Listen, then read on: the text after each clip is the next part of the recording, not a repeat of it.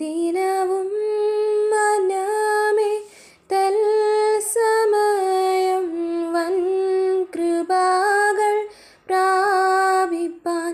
ദിനവും മനമേ തൽസമയം വൻ കൃപകൾ പ്രാപിപ്പാൻ. അതിധൈര്യമായി കൃപാസനത്തിൻ അന്തികത്തിൽ ചെന്നു നീ. അതിധൈര്യമായി കൃപാസനത്തിൻ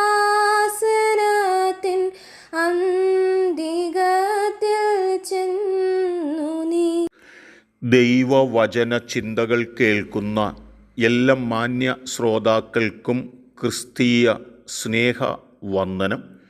യോബിൻ്റെ പുസ്തകം 33-ാം അധ്യായം 17-ാം വാക്യം 2-ാം ഭാഗം.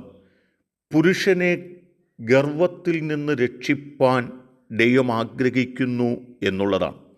ഗർവം എന്നുള്ളതിന് അഹങ്കാരം, നിഗളം എന്നൊക്കെയുള്ള വ്യാഖ്യാനങ്ങൾ രേഖപ്പെടുത്തപ്പെട്ടിട്ടുണ്ട്. ചില ആളുകൾക്ക് ജീവിതത്തിനകത്ത് ഏതെങ്കിലുമൊക്കെ നിലകളിലുള്ള സ്ഥാനങ്ങളും മാനങ്ങളും നന്മകളും ഉയർച്ചകളുമൊക്കെ ഉണ്ടാകുമ്പോൾ അവരുടെ ജീവിതത്തിനകത്ത് എന്തോ നേടിയെടുത്തതുപോലെയുള്ള ഒരു അഹങ്കാരത്തിൻ്റെ മനസ്സ് കടന്നു വരാറുണ്ട്.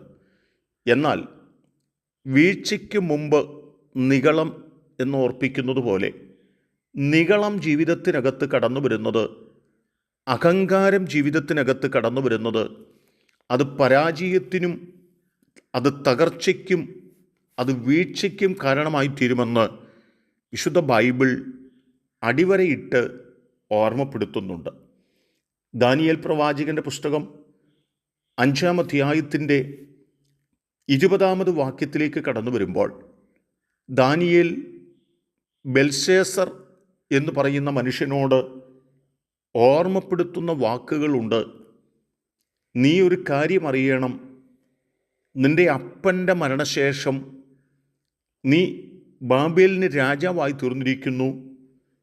നിൻ്റെ അപ്പൻ യെരൂശലേം ദേവാലയത്തിൽ നിന്ന് എടുത്തുകൊണ്ട് വന്ന് ഇവിടെ വെച്ചിട്ടുള്ളതായ പൊൻവെള്ളി പാത്രങ്ങൾക്കകത്ത് നീ വീഞ്ഞു പകർന്നു കുടിക്കുമ്പോൾ നിൻ്റെ അപ്പൻ്റെ ജീവിതത്തിനകത്ത് കടന്നുകൂടിയ അഹങ്കാരത്തിൻ്റെയും അഹങ്കാര പ്രവൃത്തിയുടെയും ഫലമായി തനിക്ക് ജീവിതത്തിൽ കടന്നു വന്നതായ സാഹചര്യങ്ങളെക്കുറിച്ച് നീ ഒന്ന് ഓർക്കണമെന്ന് 5-ാം അധ്യായത്തിൻ്റെ 20-മുള്ള വാക്യങ്ങളിൽ ഓർപ്പിക്കുന്നുണ്ട്. എന്നാൽ അവൻ്റെ ഹൃദയം ഗർവിച്ചു, അവൻ്റെ മനസ്സ് അഹങ്കാരത്താൽ കഠിനമായി പോയ ശേഷം അവൻ രാജസന്നിധിയിൽ നിന്ന് നീങ്ങിപ്പോയി. അവർ അവൻ്റെ മഹത്വം അവങ്കിൽ നിന്ന് എടുത്തു കളഞ്ഞു.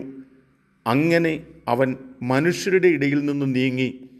അവൻ്റെ ഹൃദയം മൃഗപ്രായനായി തീർന്നു. അവൻ്റെ പാർപ്പ് കാട്ടുകഴുതകളോടുകൂടെ ആയിരുന്നു എന്നൊക്കെ പറഞ്ഞ് ആധികാരികമായി ഓർപ്പിക്കുന്ന വാക്കുകൾ ദാനിയേൽ ബെൽശേസറിനോട് പറയുന്നതാണ് രേഖപ്പെടുത്തുന്നത്. നമുക്കറിയാം, മനോഹരമായിരിക്കുന്ന ഒരു കൊട്ടാരം പണി കഴിച്ച് അതിന് പണി തീരുമ്പോൾ രാജാവ് പറഞ്ഞതായ വാക്കുകൾ തിരുവചനത്തിൽ ഓർമ്മപ്പെടുത്തുന്നുണ്ട്. ഇത് ഞാൻ എൻ്റെ ധനമാഹാത്മ്യത്താൽ എൻ്റെ പ്രതാപ മഹത്വത്തിനായിട്ട് രാജധാനിയായി പണിത മഹതിയാം ബാബേൽ അല്ലയോ എന്ന് രാജാവ് തൻ്റെ വാക്കുകൾക്കകത്ത് പറയുവാൻ മനസ്സിൽ ഉന്നയിക്കുകയും പറയുകയും ചെയ്യുമ്പോൾ താൻ രാജസിംഹാസനം വിട്ട് വനാന്തരത്തിലേക്ക് കടന്നു പോകേണ്ടി വന്നതായ പശ്ചാത്തലമാണ് ഓർപ്പിക്കുന്നത്. എന്നെ കേൾക്കുന്ന പ്രിയപ്പെട്ടവരെ, ഈ വാക്കുകളിലൂടെ നാം ആഴമായി മനസ്സിലാക്കേണ്ടത് എന്താണെന്ന് ചോദിച്ചാൽ, ഗർവവും അഹങ്കാരവും നിഗളവുമൊക്കെ നമ്മുടെ ജീവിതത്തിൽ വലിയ പരാജയത്തിലേക്കും വീഴ്ചയിലേക്കുമാണ് നമ്മെ കൊണ്ട് എത്തിക്കുന്നത് എന്ന് നാം തിരിച്ചറിഞ്ഞുകൊണ്ട് തന്നെത്താൻ ഉയരുന്നവനായിട്ടല്ല, തന്നെത്താൻ താഴ്ത്തപ്പെടുകയും ദൈവത്താൽ ഉയർത്തപ്പെടുകയും ചെയ്യുന്നവരായി തീരേണ്ടതിന് ഓരോ ദിവസങ്ങളും അഹങ്കാരവും നിഗളവും പാപങ്ങളും വിട്ട് എന്നേക്കാൾ ശ്രേഷ്ഠനാണ് ദൈവമെന്നും മറ്റുള്ളവരെക്കാൾ ഞാൻ കുറഞ്ഞവനെന്നും എണ്ണിക്കൊണ്ട് ദൈവസന്നിധിയിൽ നിൽപ്പാൻ നമുക്ക് സഹായിക്കട്ടെ.